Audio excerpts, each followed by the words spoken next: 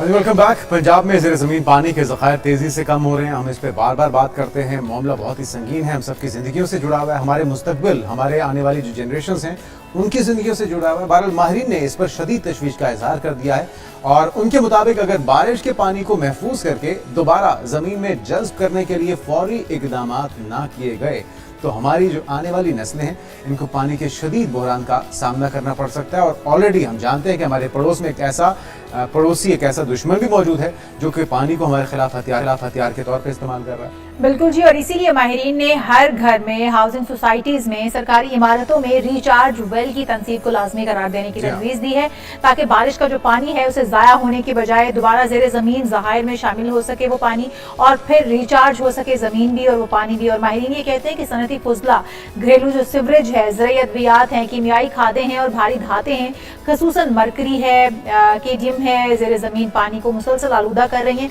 तो इसको हमें बचाना है ताकि वही बात जो जुनेद कर रहे हैं कि अपने आने वाली नस्लों के लिए हम क्या छोड़ के जाने वाले हैं अगर साफ पानी भी मुयसर ना आए उन्हें। तो हमारे साथ हसन अब्बास साहब मौजूद हैं, माहिर आबी वसाइल हैं। आप वेलकम टू शो कहेंगे सब आपको, और आप हमारी रहनुमाई कीजिएगा कि पहले जो कुओं का एक कल्चर था बहुत ज्यादा था, हर गांव में, हर शहर में कुएं मौजूद थे, लेकिन अब उन कुओं को मट्टी डाल के भर दिया गया है या उनमें पीने का साफ पानी अब तो मुयसर नहीं है। क्या उसी तर्ज के कुएं दोबारा बनाने होंगे शहरों में भी, गाँव देहातों में भी, और वही रिचार्ज का एक बेहतरीन सोर्स हो सकता है जो कि कम वसाइल के साथ जल्द से जल्द मुकम्मल भी हो सकते हैं और पानी को रिचार्ज भी कर सकते हैं? और क्या क्या तरीकाकार हो सकते हैं, रोशनी डालिएगा।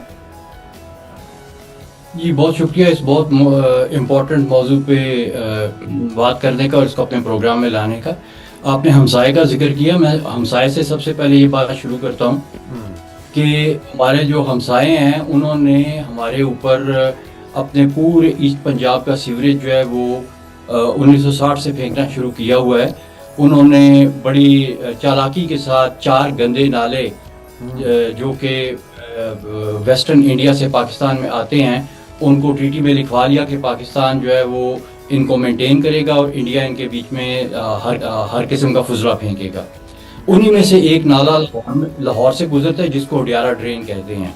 उसमें जितना जो है वो वहाँ का इंडिया, वेस्टर्न इंडिया का पंजाब बड़े बड़े शहरों से जो आ रहा है अनट्रीटेड वेस्ट, जिसमें ह्यूमन वेस्ट भी है, जिसके बीच में पेस्टिसाइड्स भी हैं, हर्बिसाइड्स भी हैं, एग्रीकल्चर वेस्ट, इंडस्ट्रियल वेस्ट और पता नहीं क्या क्या उसके बीच में आ रहा है, वो सारे का सारा उडियारा ड्रेन से आता है, लाहौर के वस्त में से गुजरता है और उसके बाद में जाके तो बल्लोकी के पास ये रावी में गिर जाता है सारा घर। अब ये जो ग्राउंड वाटर की बात हो रही है, ये इस नाले से लाहौर का ग्राउंड वाटर पोल्यूट हो रहा है और जब तक ये नाला जो है हम इसका कुछ नहीं करेंगे तो आप जितने मर्जी रिचार्ज वेल लगा लें, जितनी मर्जी आप इंटरवेंशन अपने तौर पे कर लें, लेकिन एक सोर्स जिसको आप बंद नहीं कर सकते क्योंकि आपने एक ट्रीटी साइन की है, तो आपका वो जो भी आप उसके बीच में पानी डालेंगे वो गलीज से गलीजदार होता जाएगा। इसका कोई, ये तो बड़े संगीन मामला है हसन साहब, इसका कोई हल है? कोई ऐसा को बंद बना सकते हैं कि कम से कम वो जो उनका वेस्ट है, क्योंकि साफ पानी तो वो आने नहीं देते लेकिन अपने फुजलाजात को यहाँ पे भेज देते हैं, तो उसके लिए हमारे पास क्या ऑप्शंस हैं उसको रोकने की? कोई ऑप्शन है?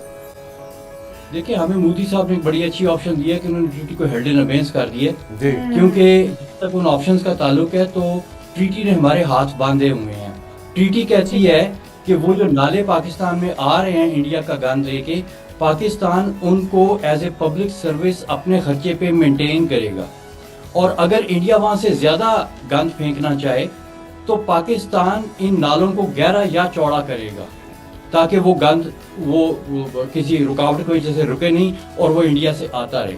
तो इस पे तो हमने साइन किए हुए हैं, इसको तो हम नहीं रोक सकते जब तक ये ट्रीटी है। तो अब अगर मोदी साहब ने हमें ये मौका दिया है कि उन्होंने ट्रीटी को हेल्ड इन अबेंस किया, तो हमारा भी काम है कि हमारे अरबाब इख्तियार इस मसले को आलमी अदालतों में उठाएं और उसके बाद देखिए जब आप उस चीज़ को ट्रीटी के से बाहर ले आते हैं ना, तो फिर आप उसके आगे बंद भी बना सकते हैं, उसको रोक भी सकते हैं, सब कुछ कर सकते हैं। लेकिन जब तक हम यूनिलैटरली इस ट्रीटी को फॉलो कर रहे हैं तो उस वक्त तक हमारा ये जो है वो हमारी कॉन्ट्रेक्चुअल ऑब्लिगेशन बनती है, लीगल ऑब्लिगेशन बनती है कि हमने इस गन को लाहौर में से गुजारना है। तो अब मुझे आप बताएं, इस किस्म की चीज़ों के होते हुए आपके अगर कोई एक्सपर्ट कहता है कि जी ग्राउंड वाटर वेल्स बना दें, रिचार्ज कर दें, सर वो बातें बड़ी अच्छी हैं, लेकिन उनका इम्पैक्ट क्या होगा?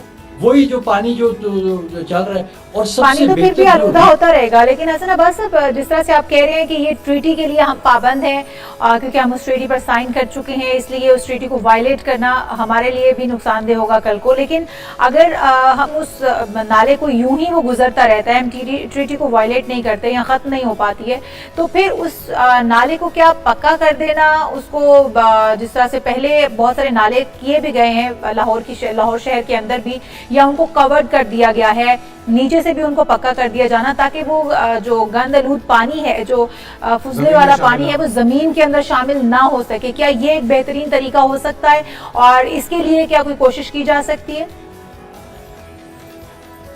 देखिए, ये इस तरह के जो तरीके हैं ना, वो हमेशा अनसस्टेनेबल रहे हैं। दुनिया के बड़े बड़े तरक्की याफ्ता ममालिक ने इस तरह के तरीके अपनाने की कोशिश की गंदे नालों के साथ, और अल्टीमेटली ये जो गंदे नाले के जब आप बंद करने की कोशिश करते हैं ना, तो इसके बीच में बहुत ज्यादा जो है ना गैसेस प्रोड्यूस हो रही होती हैं, ये धमाके से फट जाते हैं। जब वो गर्मी पड़ती है ना, अंदर मीठे होती है, बाहर गर्मी पड़ती है, लिटरली धमाके से फटते हैं। इवन किसी छोटी गंदी नाली को आप पक्का ऊपर से बंद कर देना, उसमें से हवा ना निकल रही हो, तो वो धमाके से फटती होती है। तो ये जिन लोगों ने ये तजर्बात करके देखे हैं ना, वो उन्होंने देखा है। देखिए, बात ये है कि एक एनवायरमेंटली अनसस्टेनेबल सोल्यूशन अगर गलती से हमने अडॉप्ट कर लिया 1960 में, तो क्या हमने अपनी अगली आने वाली नस्लों को यही सिस्टम देना है 21st सेंचुरी में भी? हमने अब ऐसा नहीं करना। देखिए, हमारे अरबाब इख्तियार का काम है कि इस नुक्ते को उठाएं और इसके हिसाब से बात करें, क्योंकि सस्टेनेबिलिटी इस तरह से नहीं आती कि आपने लोगों को कह दीजिए हर वक्त अपने घर में कुआं बना ले। यार, वो बना लेंगे, घर का कितना सा कैचमेंट एरिया होता है और कितने से स्क्वायर मीटर में से कितनी सी रेनफॉल जो है वो उसके जो है वो कुएं में जाएगी। ये चीजें देखने वाली हैं। मसलन एक घर है, एवरेज आपका जो लाहौर का घर है उसका कितना एरिया है? 200 स्क्वायर मीटर होगा। 200 स्क्वायर मीटर पे 50 मिलीमीटर 500 मिलीमीटर साल की बारिश होती है। उसका तकरीबन अगर आप 90% भी आप कर लें उसके बीच में अब्जॉर्ब, तो ये मर के 100 गैलन बनते हैं, 200 गैलन बनते हैं पर डे उसके जो उसको कुएं के बीच में जाएंगे पूरे साल। तो मतलब है कि इस किस्म की अच्छा, इसका थोड़ा सॉल्यूशन हसन साहब, अगर थोड़ा सा हम सॉल्यूशन की तरफ आ जाएं, जब तक हमें इसी फुसले को ठिकाने लगाने के लिए कोई ऑप्शन नहीं मिलती, हमें किस तरह से निपटना होगा? क्योंकि तमाम तर जो इसके अंदर धातें हैं, जो गैसेज हैं, बहरहाल वो हमारे अजनास को भी मुतासिर कर रही हैं, हमारे आबादियों को, हमारे शहरियों को भी मुतासिर कर रही हैं। तो इसका वे आउट क्या है? क्या ऑप्शंस हैं जो इस्तेमाल की जा सकती हैं इसके साथ रहते हुए? देखिए, इसके साथ रहते हुए तो फिर ये है कि आपने कॉम्प्रोमाइज़ कर लिया। जो इसके नियर विसिनिटी में लोग हैं और जो इसके नियर विसिनिटी के एक्विफर है, वो आपका कॉम्प्रोमाइज़ हो गया। आप उस कॉम्प्रोमाइज़ के साथ रह सकते हैं, क्योंकि आप उसका टेक्निकली उस वक्त तक कुछ कर नहीं सकते जब तक आप सोर्स को डील ना करें। अवे फ्रॉम दिस, क्योंकि देखिए आपका जो लाहौर का कैचमेंट एरिया बनता है ना, जो आपकी लाहौर की टोपोग्राफी बनती है, लाहौर बुनियादी तौर पे एक रिज के ऊपर बना हुआ शहर है। इसके एक तरफ जो है वो रावी है, दूसरी तरफ उडियारा है, और इसके दरमियान में जो ऊंची जगह बनती थी उसके ऊपर लाहौर को आबाद किया गया था।